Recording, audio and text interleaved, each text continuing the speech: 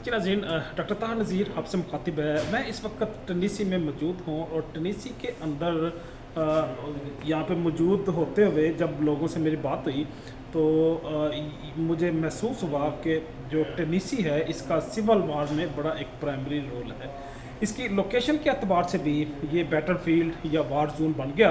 और दूसरा ये था कि ये क्योंकि नॉर्थ और साउथ के दरमियान में था और जो असल कन्फ्लिक्शन था वो एग्रीकल्चर स्टेट जो साउथ की थी और जो इंडस्ट्रियल स्टेट थी जो नॉर्थ में थी, इन दोनों स्टेट के दरमियान जंग बर्पा हो गई।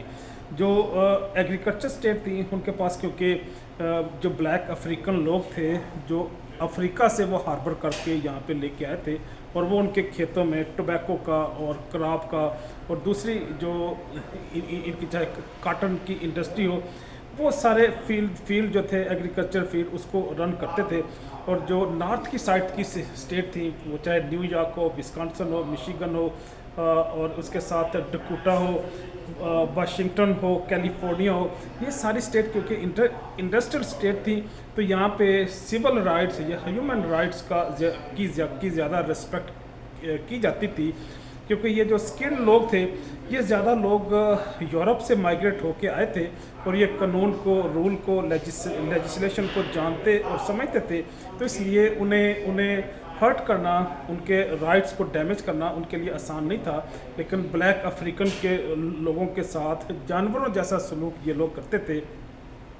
तो ये टनीसी का जो एरिया उनके लिए वार जोन बन गया और नॉर्थ और ईस्ट की जो फोर्सेस थी वो जब आपस में टकराई तो यहाँ के लोगों का कोलैटरल डैमेज अच्छी खासी तादाद में हो गया।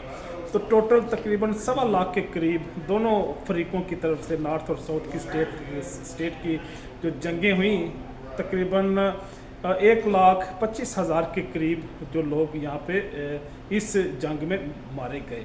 तो गोया टनीसी की जो सबसे बड़ी शोहरत है इसका बैटलफील्ड है, वार जोन है। 1861 से लेके 1865 तक ये जंग रही, 5 साल तक ये जंग रही अब्राहम लिंकन के दौर में।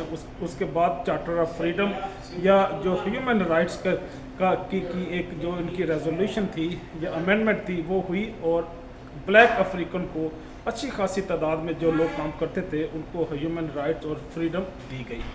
इजाज़त चाहूँगा। अल्लाह हाफिज़।